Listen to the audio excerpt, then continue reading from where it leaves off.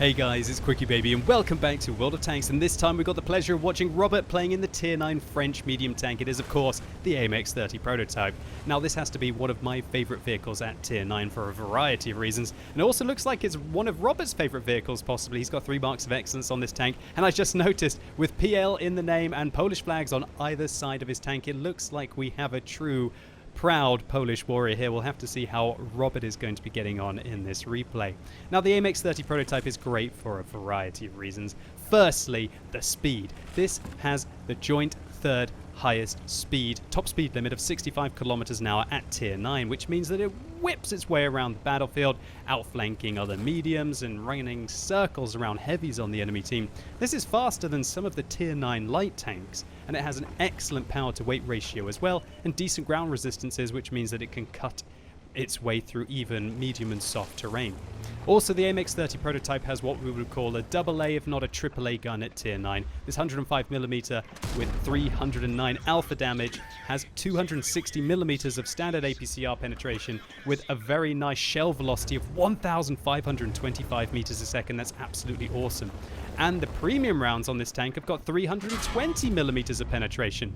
Just to comment on that, Robert actually manages to blind fire the Carnarvon there, putting his second round in, but he disappeared for just a second, so we're going to have to remember that for later on, that Robert has in fact managed to put in at least one blind penetration for the damage he's going to be going for later on.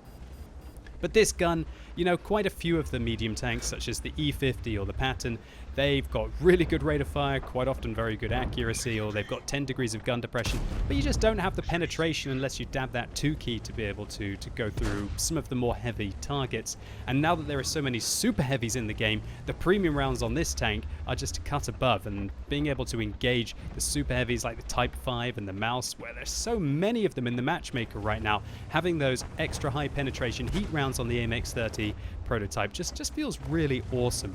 Now Robert has decided to forego the northeast of this map. That's the position that I would usually like to take in my mediums, and he's decided to go and support the heavies towards the west. And you know what, it actually looks like that was the right decision, because look, a Type 4 heavy on the enemy team, a 5100, all of those mobile autoloaders including an ISU 152 are cutting their way through that eastern flank. And I tell you what, I would not want to be going against AMX 5100 in any of my Tier 9 medium tanks. Even if you do manage to weather the storm and he fails to unload that 1800 magazine on you, you're still going to be very low on hit points by the end of it, unless you manage to, unless he really sucks, to be honest. Okay, so Robert, having evaded those autoloaders, is playing more of a supporting role for his heavies, and that's something that the AMX-30 is rather good at. Now, while there are lots of things that are great about this vehicle, like the gun and the speed, the armor is not really all there. This vehicle only has 30mm on the side of the hull and 80mm on the front. Sure, the angling means that you will pull off some auto ricochets against 120mm caliber guns and lower off the upper plate that you see here. You should avoid shooting this plate at all costs because it is exceptionally well angled, but really you're not bouncing too many targets in this tank. Now Robert has been calling for his team for help, and he realizes that because the enemy are crushing in along the east and they're going to be taking his cap circle, that they have to push through the west. They have to use their numerical advantage to either get towards the enemy's cap circle or just try and secure this flank to avoid a pincer maneuver coming in from the east while the enemy still hold the west.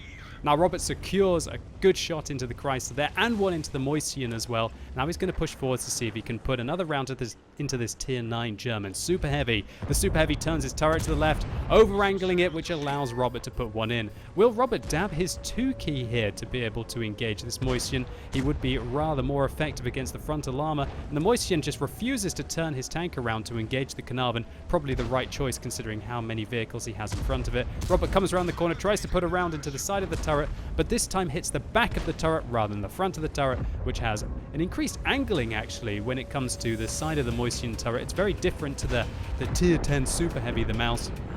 And Robert tries to go for the cupola weak point there, but the Chrysler on his team, who is called Are You One of Them? Are you one of them as in a member of the enemy team, maybe when he's engaging people? I don't even know. Let me know what that name means in the comments if you could try and figure it out. Now, Robert realizes, having now dealt with this western flank, that who's going to deal with the cap circle? Well, why not the fastest tank on his team? Of course, that is the AMX-30. He's going to try and whip his way back here. He's just got to try and hope that that Type 4 Heavy doesn't shoot him right now. Oh my word, that could have been absolutely brutal. That big old kind of ship caliber gun there on the Type 4 Heavy would have removed 600 of his hit points. It looked like he was using the armor piercing. Now he puts one into the Reveillerise, ignores the Reveillerise, and this is really where you can see that Robert is just a cut above the average World of Tanks player. He manages to get all the way back, puts around into the ISU 152, checks to see that the Reveillerise is dealt with, and now this is just absolutely beautiful. Knowing the reload of that BL-10, he finishes him off. And now he's got the positional advantage on the Tiger II. The Tiger II turns the Centurion 7-1. Robert manages to get now in behind the Tiger II, which provides him from cover from above from the 5100 and the Type 4 Heavy. Absolutely beautiful work here, with Robert interrupting the cap circle, almost guaranteeing himself a defender medal. With only about 10-15 seconds left on the game there, I believe. He puts one more round into the Tiger II. That's totaling him up to about 1,200 damage dealt to the Tier 8 German heavy tank. But even though Robert has done 5,000 damage and picked up 3 kills in the first 6 minutes of this game, he's not even close to being able to win this one. In fact, it's neck and neck right now, with 9 kills aside, 6 tanks remaining on either team. Although Robert does have a slight advantage with the fact that his self-propelled gun has died and the enemy's self-propelled gun is remaining, and you're going to hope that that KV-4 is going to be able to make his way up there to finish off that self-propelled gun. Now Robert turns his attention to a rather dangerous Tier 9 German turreted tank destroyer, the Waffenträger Alpha 100, and unfortunately he misses. Now the AMX-30 prototype has a decent aim time of 2.3 seconds and fantastic accuracy of 0.33, way better than, for example, the M46 pattern, but even 0.33 accuracy sometimes misses. Doesn't look like that KV-4 actually manages to get through to the self-propelled gun that is likely hiding to the northwest of the map, with the T-32 protecting that Lorraine 155-55. And now, you know, the enemy team have an advantage because they're equal on their number of tanks, but they've just got that extra self-propelled gun. Robert puts a good round there into the side of the 5100, but doesn't quite roll high enough. I bet you he was wishing he'd rolled slightly higher. Now the 5100 has 450 hit points left, which is not going to be enough to be able to finish him off with a single shot. Now the 5100 bounces off Robert's armor there with a bit of cheeky reverse side scraping there. Or however, oh, what a beautiful shot as he comes around the corner, auto-aimed on the target, just in time to be able to finish off the autoloader. And I'm not sure if the 5100 was reloading there, or maybe he was just trying to save his shots to be able to engage Robert from the 1,127 hit points that he has down to 0, and he would of course have had to have penetrated 4 rounds in a row. So now up to 6,500 damage that we have seen. What a fantastic game so far. But Robert has more to do here, and there's a Tier 9 auto-loading Czechoslovakian medium tank, another rather fast medium tank, that the Škoda T50, who is poaching this T26E5, the non-skin version of the Patriot, probably one of the best prims at Tier 8 down there. The Škoda not quite realizing where he's getting engaged from here, trying to avoid that T26E5 by hiding behind the wreck of the Type 4 Heavy, allows Robert to put his second round into him. And playing this kind of red line sniping role here, Robert is just able to get some free damage in, and why not? If you've got your enemy tank sitting in front of you, you should be engaging them. Now Robert is down to 1 APCR round here.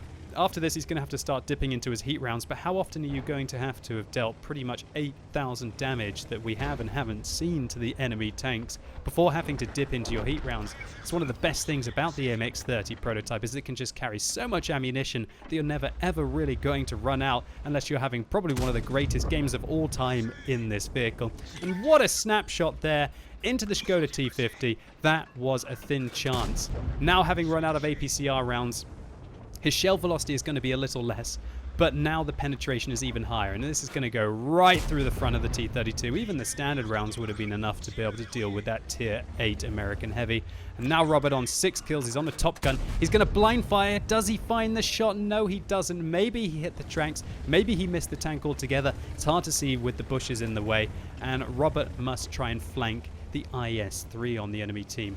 He's going into the open though. Is he spotted? Will the artillery be able to engage him here? Hopefully not. Oh man, that would be an absolute heartbreak at the end of this game. And there's only one thing that Robert has done that I don't like so far, and that is that he's not used his repair kit on his fuel tanks, and he doesn't have a fire extinguisher. I think he probably should have repaired his fuel tanks. I go up like a tinderbox in this tank all the time when I don't repair my fuel tanks, so we've got to watch out for that as well. Maybe just one penetrating shot from the IS-3. Talk about fire though, however. Robert sets that Tier 8 Soviet heavy tank on fire. The T-26E5 deals with the WT Panzer IV, and now Robert... Oh no, what a disaster there. Robert doesn't quite pick up the 7th kill. Now the IS-3 decides to reverse from Robert's line of fire and allows the T-26E5 to finish him off. What a great result for these two remaining tanks on Robert's team here, with 9 kills between them. What a tremendous carry. And you know, this is the kind of moment where you hope that they try and invite each other to a platoon, or maybe just a few minutes ago they invite each other to a platoon. That's going to be a crucial contribution medal. Oh no, actually it isn't. I thought 6 + 3 = 12 there for a second. I probably need to get some more sleep. But it will be a Brothers in Arms medal, won't it? 3 kills apiece in the platoon for surviving members. Come on, let's invite each other and get ourselves a free medal at the end of the game. Maybe it's going to happen, maybe it's not. Now this is a bit cheeky actually. Robert is on his way to try and find the artillery. I guess he's decided that he's not going to be towards the north. Then again, when you're in such a fast Tier 9 French medium tank, you should be able to make your way back towards the cap circle in time, and you're only going to need 1 minute and 40 seconds to be able to do so.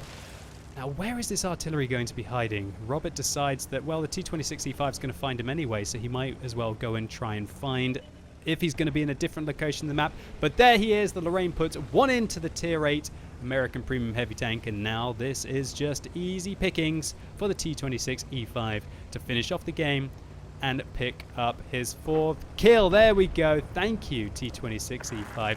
And there's the platoon invite. Is Robert going to accept it?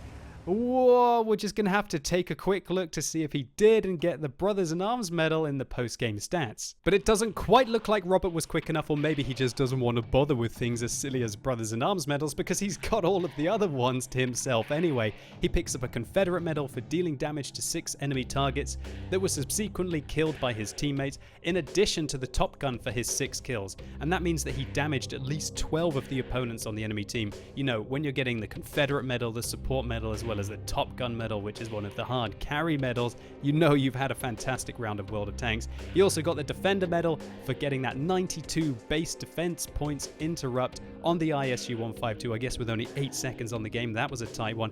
And also a high caliber for over 10,000 damage done in a Tier 9 vehicle. And I checked, and this is the 4th highest damage game of all time in the AMX-30 prototype. So it's unsurprising that Robert nails 1,787 base experience here. And also, I think he's got to give a big shout out to his friend Radonovich, because I think without the synergy and team play between these two players at the end of the game, they probably wouldn't have been able to take this one down. But boy, would it have been exciting to see Robert try and use his remaining hit points to be able to do so. And despite running out of standard rounds and having to dip into his premium ammunition to be able to carry this game, Robert still makes nearly 30,000 credits profit. So, Robert, congratulations to you, one of the greatest games in the AMX-30 prototype of all time that I have seen. And thank you so much for uploading it on the What Replays website for the community to enjoy. I thoroughly did, and hopefully all of you out there enjoyed this video. If you did, please consider giving it a like. I'd really appreciate it. And if you're watching this video as it's released on Sunday, it's time for another World of Tanks Tech Tree Showcase live right now on twitch.tv/QuickyBaby. And this week, thanks to Nick Barham and the 39 people who liked his suggestion, in addition to Adrian Tudor and the 43 people who liked his suggestion, I'm going to be playing through to the FV4005 Stage 2, a Tier 10 turreted British tank destroyer with the joint